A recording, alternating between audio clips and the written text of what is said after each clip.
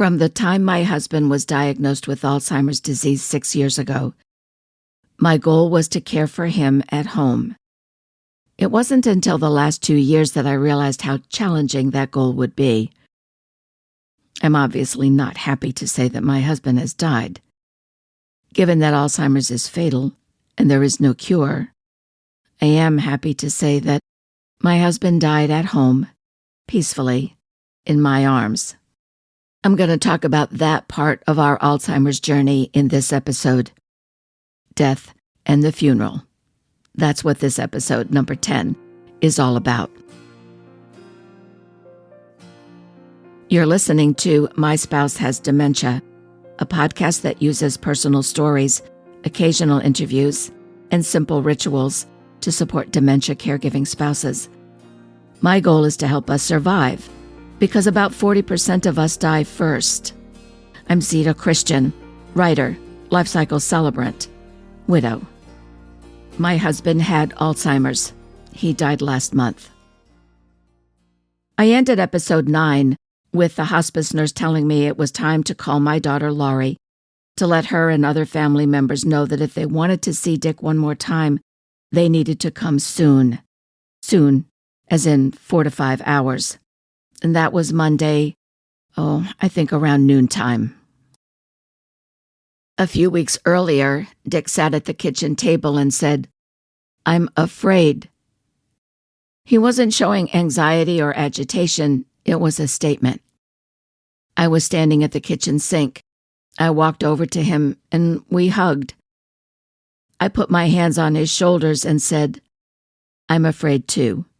Honey, I don't know what happens next.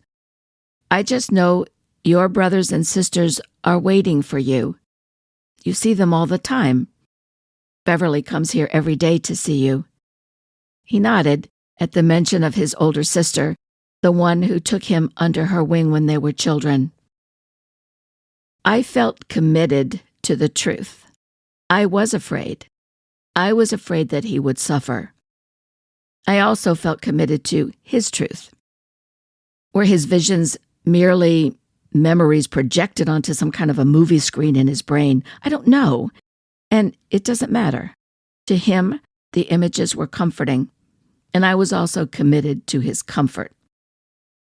So there we were that Monday. I called Laurie. She and several friends were at her house, cleaning, painting, packing, weeding the flower beds. She and Tim, my son-in-law, had just put their house on the market. An open house was scheduled for Wednesday, and there was still a lot of work to do.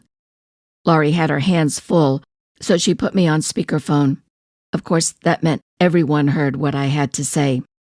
Immediately, friends just stepped up, taking responsibility for many of the tasks that still had to get done. One friend in particular called her son Ryan. He works at the Boy Scout camp where Logan also works. Much later, I learned that when Ryan found Logan, Ryan held out his phone and said, "Someone wants to talk to you." And Logan said, "Man, I can't take a call now, I'm working." And then Ryan, who knew how close Logan was to his Pepe, said soberly, "Dude, it's your grandfather." Here at my house, the hospice nurse filled more syringes with liquid morphine and reviewed the instructions with me one more time. When it's over, don't call 911. Call the visiting nurses. A nurse on duty will come and make the pronouncement, and that nurse will call the funeral home. When it's over. The sentence was deceptively simple. I just nodded. Yes, I understood. I called my sister Laurie in Florida and asked her to call our other sister Eileen in Virginia. It's not that anyone could do something or say something that would change the inevitable. I just wanted my sisters to know, because I knew that they would hold me in their hearts, just as Laurie and I held Eileen nearly 7 years ago when her husband died, just as Eileen and I held Laurie 2 years ago when she had a stem cell transplant for multiple myeloma. My sewing table was in front of the window, right at the foot of the hospital bed. I hadn't felt like sewing in days, so I turned the chair around and moved it next to the bed.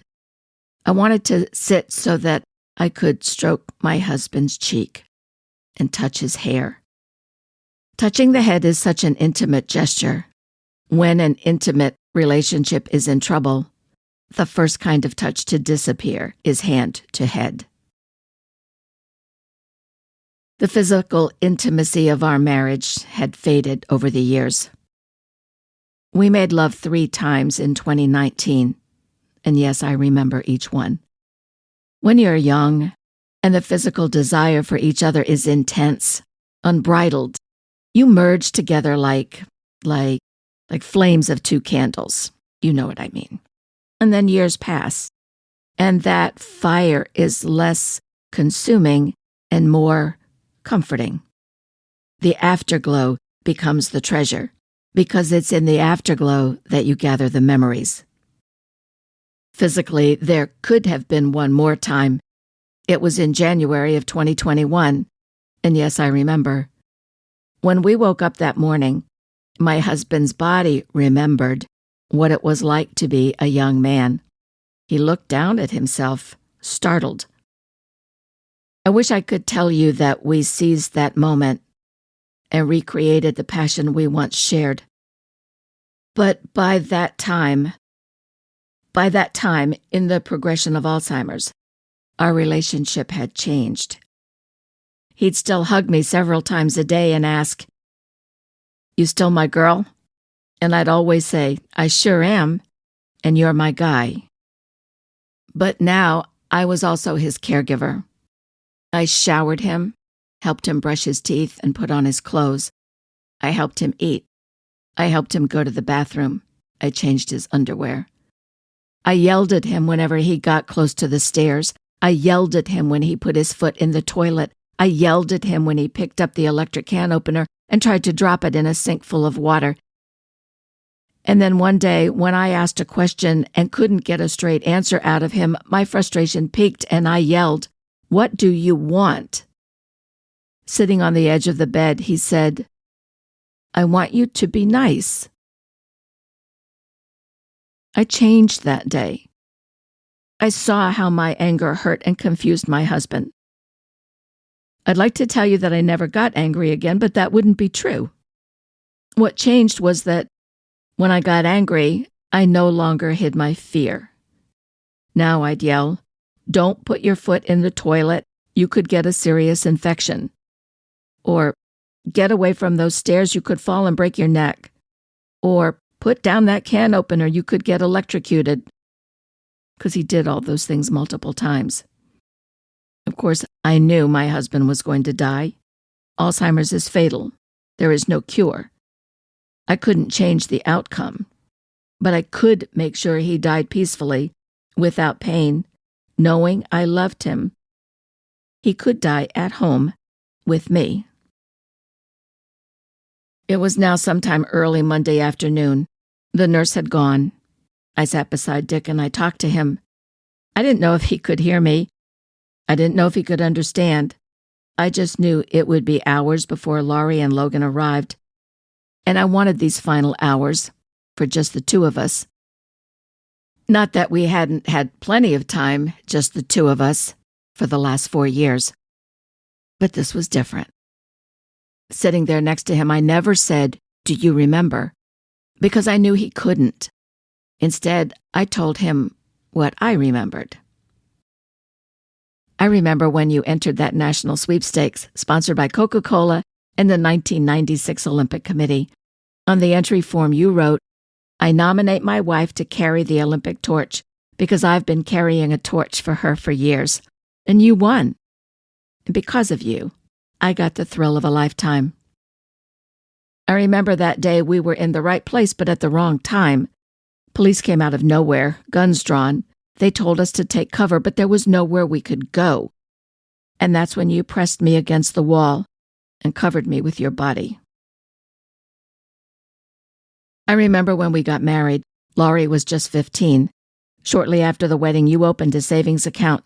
You said it was for her wedding, that when that day came, you wanted her to have whatever she wanted, and you wanted to walk her down the aisle.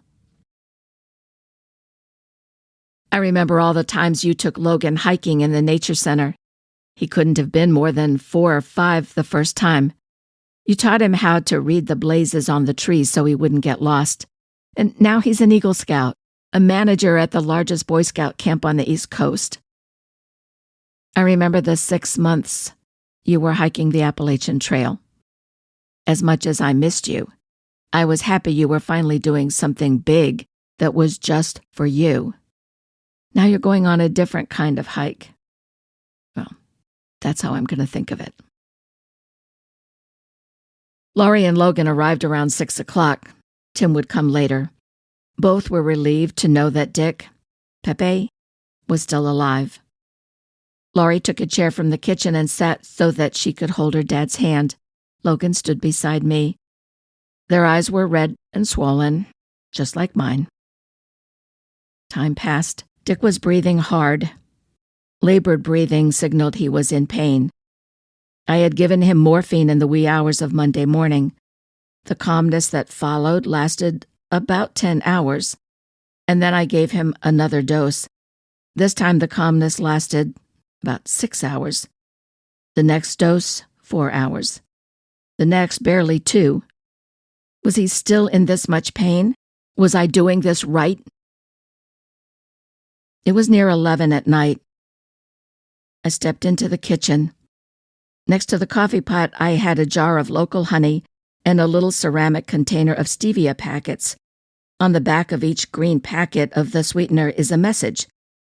I had taped 3 empty packets to the wall so that I would see the messages every morning. I looked at them now. One said, "Trust yourself." Another said, "You know you can do this." And the last one said, "Yeah, you're doing it right." Was I? I gave Dick another dose of morphine. He seemed peaceful again. Logan had been doing hard physical work all day and was exhausted. He said a final goodbye to his Pepe and went to bed. Laurie and I kept vigil.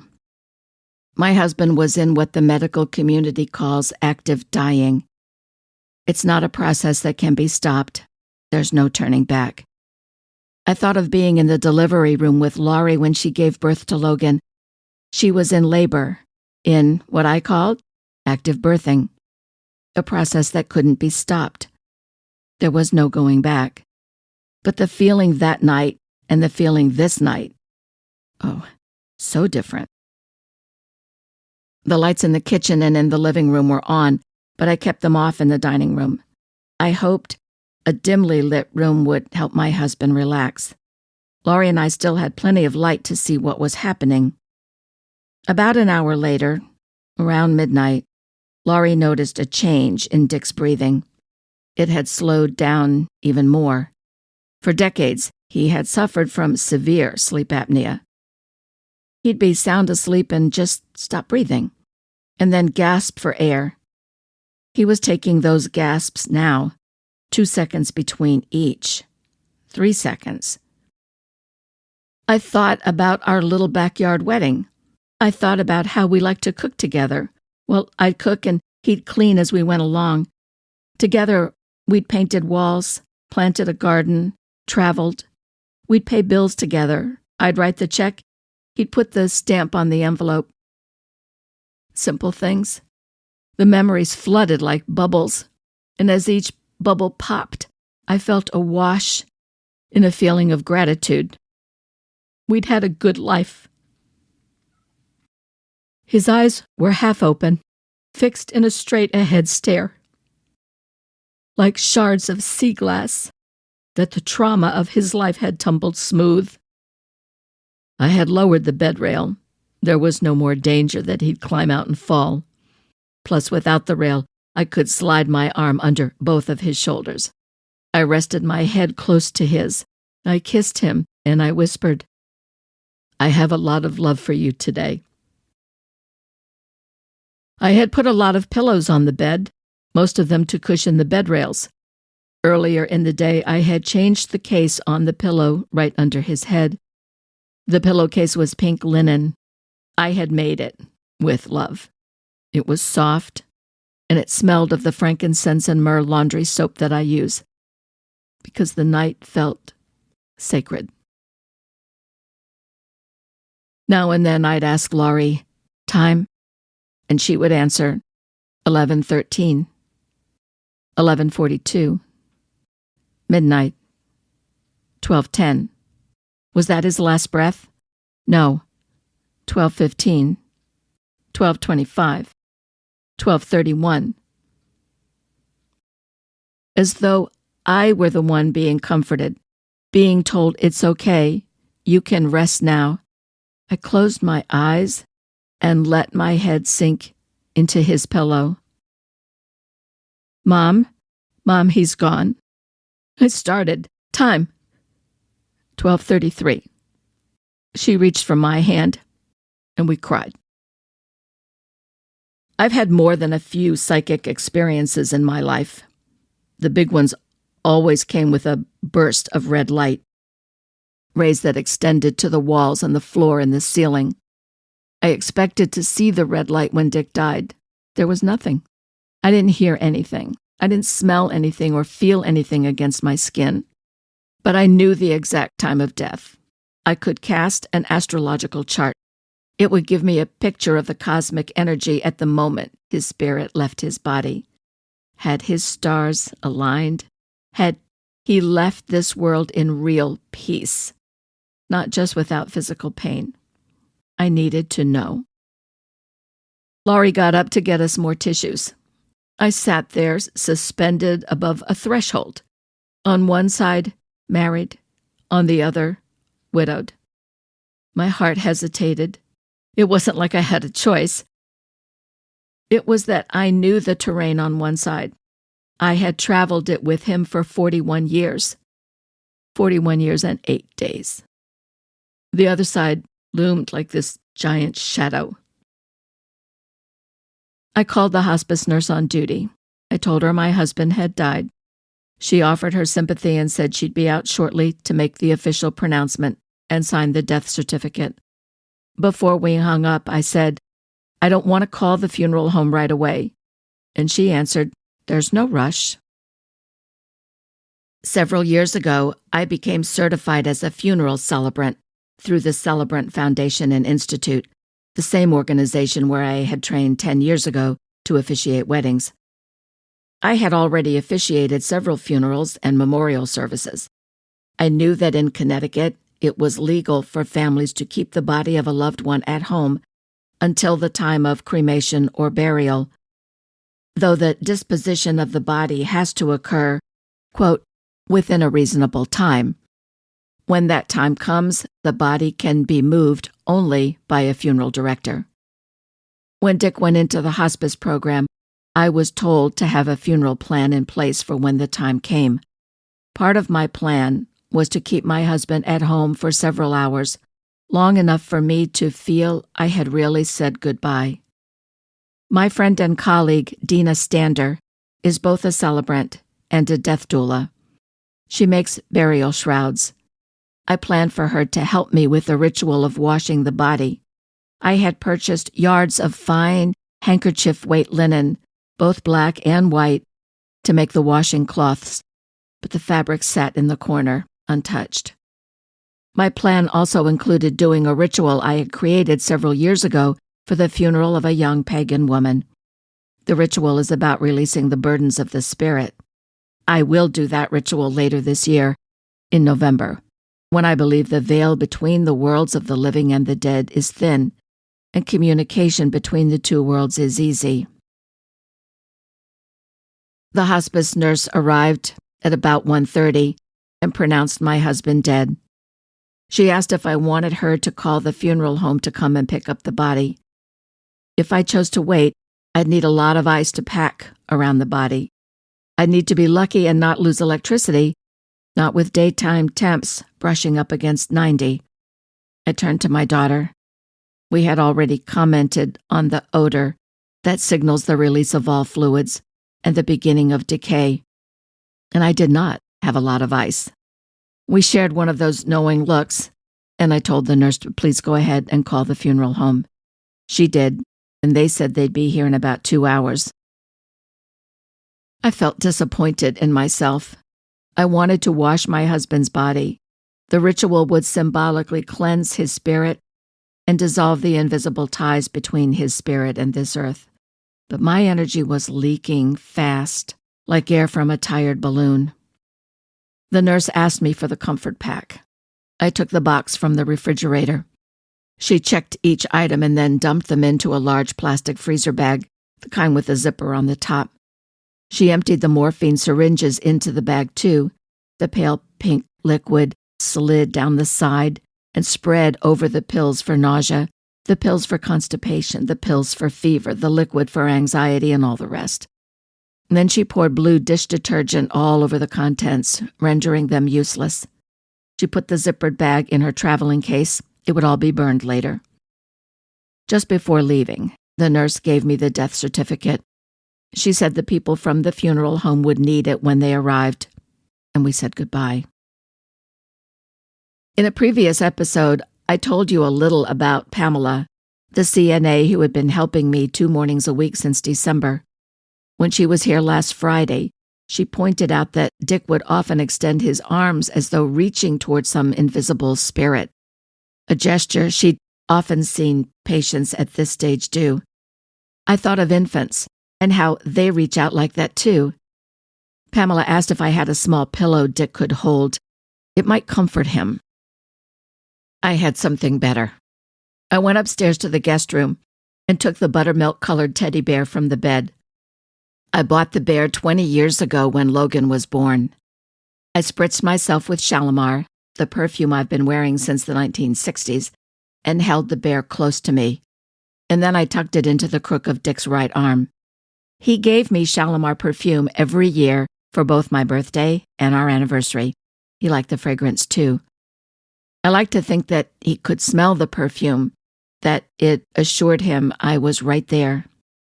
So now in the wee hours of Tuesday morning, after the nurse left, and while Laurie and I waited for the funeral home associates to arrive, I slipped the teddy bear from my husband's arms. Last Friday, the bear held the fragrance of my perfume.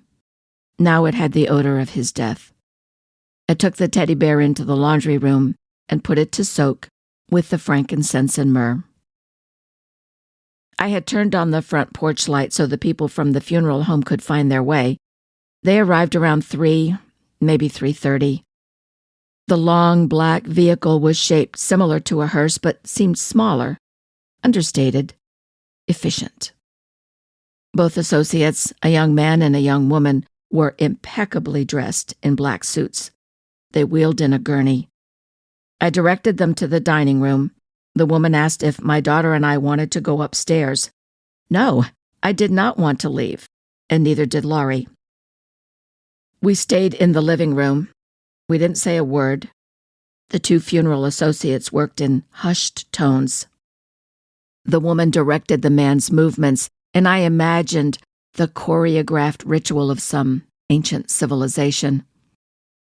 I don't remember how long they were here, maybe half an hour. But at some point, they wheeled the gurney into the living room. My husband's body was in a dark-colored bag, his face exposed. The bag was draped with a quilt of calico hearts. The woman asked if I wanted my husband's face covered or not. Covered, I said. I felt that doing otherwise fostered denial, however subtle. The woman nodded and slowly, respectfully, pulled up the quilt. Laurie and I watched from the porch as Dick's body was loaded into the back of the vehicle. We watched until the red taillights disappeared down the road. I turned to my daughter. I need to sleep. She agreed, adding, Mom, you don't have to sleep on the couch. I managed a shaky smile. It was true. I could sleep in our bed again. In my bed. Before going upstairs, I walked back into the dining room where the hospital bed was. Where my husband's body had been, there was now a red silk rose. Later that same day, Tuesday, Laurie and Logan came with me to the Samsol Carmen funeral home. I had several reasons for choosing them, one being that they offer green funerals. In a green funeral, the body of the deceased is not embalmed with toxic chemicals. Instead, essential oils, aromatic sprays, and refrigeration are used to preserve the body until burial. Green burials are related but different. Think of the green funeral as part 1 and the green burial as part 2. In a green burial, the body can be placed in a cardboard box or wrapped in a shroud and placed directly in the ground, the way it was done for centuries. For health reasons, there are laws governing where green burials can be held. Here in Connecticut, where I live, there is only one cemetery that allows green burials, and it's in Danbury, almost 2 hours away. Not an option for me. Still, I could have a green funeral. The other challenge I faced was time. It never occurred to me that I wouldn't be able to have the calling hours, funeral service, and burial all in the same day. But the funeral home was booked every day that week. If I wanted everything in one day, which is less expensive and less stressful than 2 days, I'd have to wait until the following week or get creative. Because as you can imagine, not having the body embalmed means there's a time frame to be considered. I was working with funeral director Jason Jamrog. I quickly learned that there are other considerations too. In the cemetery I had chosen, burials could be held only from 9 a.m. to 2 p.m. Monday through Friday, and 9 a.m. to 11:30 a.m. on Saturday. Jason asked what I thought of having something on Thursday evening, a 6 o'clock gathering for family and friends, a 7 o'clock service, and then burial could take place on Friday morning at 10. Yes, I like that. Then he showed me a binder with pictures and prices of caskets. They ranged from a few hundred for a plain box used for cremation to thousands of dollars for polished hardwood with satin linings. It was what happened next that assured me I had made the right choice in funeral homes. As you know, Dick was a hiker. He loved being outdoors, particularly on a mountain or in the woods. We were both concerned about climate change, about keeping harmful chemicals off the grass and out of the gardens. Our grandson has an autoimmune disease that doctors say could have been caused by environmental pollution, keeping toxic chemicals out of the ground. Well, it's personal. So I chose a modest casket made of some kind of hard cardboard and covered in a pale blue fabric. And yes, you heard that right, cardboard and fabric. I wanted to see if Jason would suggest something more elegant. He did not. In fact, instead, he said that because the casket I had chosen was biodegradable, it would be the closest thing I could get to a green burial. Of course, it wouldn't be an actual green burial because the cemetery still required a cement vault. Without a vault, as the body and the casket decomposed, the ground would settle in a way that could prove unsafe. Still, I liked thinking that my simple efforts would help. Then Jason asked me a lot of questions as though he were filling out Dick's family tree.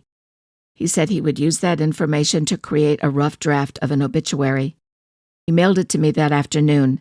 In order to meet the deadline for the 2 local newspapers, I needed to get the draft and a photo back to him by 5 p.m. I did, but that's when I wished I had wordsmithed a few paragraphs for the obituary 2 weeks ago, or at least 2 days ago. That's also when I reminded myself that whatever I added to the draft would be enough, that I had done enough, that I was enough. One of the things I did manage to do in the days before Dick died was to gather some photographs.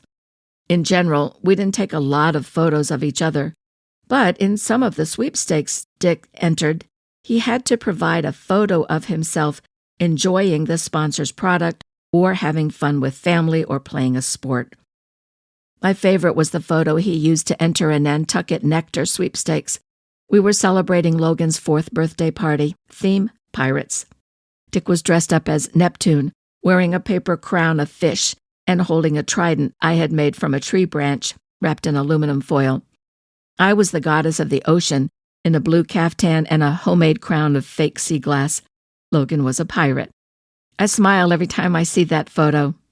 Oh, and Dick did win a prize in that sweepstakes. It's a little small cooler, and I use it all the time.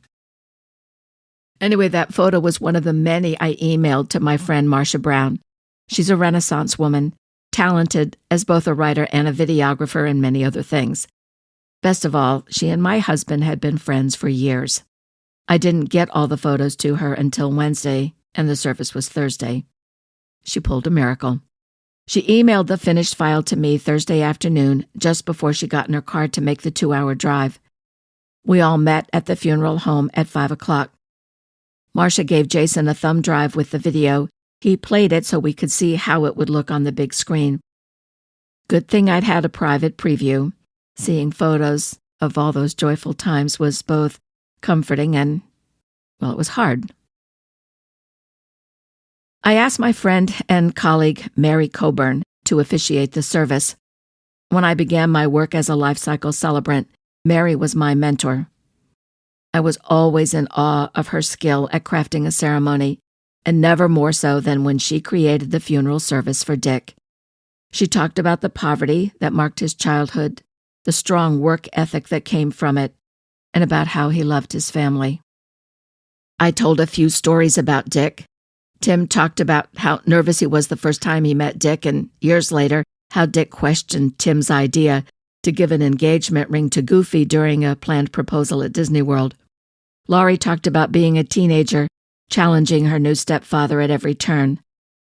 Logan talked about how his Pepe taught him to hike, to wind the grandfather clock, and especially how to treat a lady.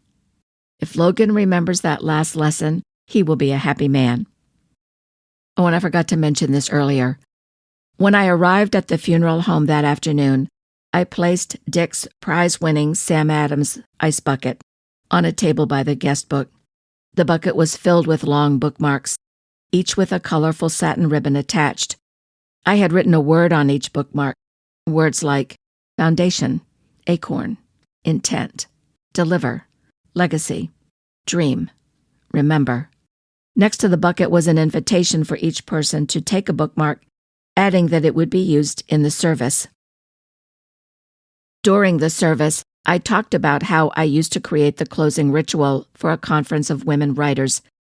It didn't involve bookmarks. Instead, each writer received a word written on a ribbon.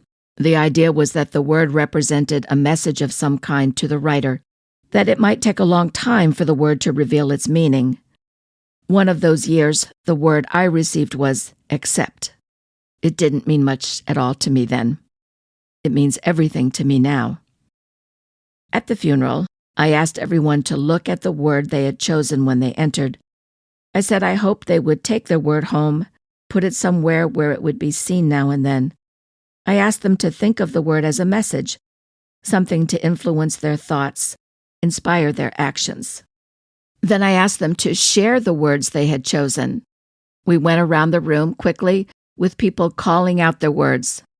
Laugh, allow, patience, benefit, destiny, loyalty, boundary, awe, keepsake, faith, calm, story, and many more. In the cemetery the next morning, my friend Mary Coburn read the poem Sleeping in the Forest by the late Mary Oliver. It's written from the point of view of someone who loves the outdoors, who goes into the forest, lies down on the ground, feels welcomed by the earth, and goes to sleep. It was the perfect choice. The simple, heartfelt service included military honors. Dick had served in the Army. The flag that draped the coffin is now on one of the bookshelves in the dining room where I can see it every day. This last month has taken a toll on me and my family. We're managing, each in our own way. When someone asks me about those last few days, I remember more details. I remember little tips that I want to share with you. Keep an ongoing list of the things you'll need to do as your loved one's health declines. Start that list now. It'll grow over time. Here are some of the things I had on my list. Your circumstances may be different, so, just adjust accordingly. Keep a record of your loved one's insurance information and a list of his or her meds. Keep it updated. Your local EMTs and the staff at the emergency room will need the information. If for whatever reason you aren't in a position to care for your loved one at home, start looking at care facilities early. You may need to get on a waiting list. If your goal is to care for your loved one at home, find out what kind of hospice programs are in your area. They are not all the same. If you do plan to care for your loved one at home, stock up on paper towels, a cleaner that is effective on urine, disposable undergarments, soaking pads, and disposable gloves. Practice stress-relieving breathing techniques. You can just Google breathing techniques for stress. There are lots of ideas there. Look for support groups in your area or online. It may take a little while to find one you're comfortable with, but don't let that stop you. We need each other on this journey. And then, as your loved one's health declines, have a funeral plan. At the very least, pick out a funeral home. And if you plan a traditional ground burial, pick out a cemetery. Know the laws in your state. Gather information and a photo for the obituary. Gather photos and memorabilia to display at the funeral home. Many funeral homes will create a video montage for you. Think about what kind of music you want in the background, and if there are any special songs you want played. Think about the kind of funeral service you want. Dick considered himself spiritual, not religious. Same for me. That's why I asked a fellow life cycle celebrant to officiate the service. I'm going to include a link to the Celebrant Foundation and Institute in the show notes so that you can find a celebrant in your area. I'll also include a link to the virtual broadcast the funeral home set up for me. If you would like one of the ribboned bookmarks with a word, from the ritual that I did at the funeral service, send me your address. Email me at zeta@myspouseHasDementia.com. I'll cover the postage. In the meantime, if you know a family caregiver for someone with dementia, or a caregiver whose spouse has dementia, friends and family of dementia caregivers, please tell them about the podcast. And if there's someone you wish knew what you're going through, and I'm sure there is, ask them to listen to the podcast. It might help that person help you. My podcast is free, and you don't need a smartphone. Just go to the website, myspouseHasDementia.com. You can listen right there. You'll see that little triangle play button. Please know that this was never a podcast I planned to create. It's a podcast I feel called to create, and I still do. Even though my husband has died, I still have a lot to share with you. If you want to tell me about the dementia journey that you're on, send an email. The address is simply zeta@myspouseHasDementia.com. And rest assured, no one sees my email but me. And finally, when I say take good care of yourself, those words aren't fluffy. They're fierce. We need to survive.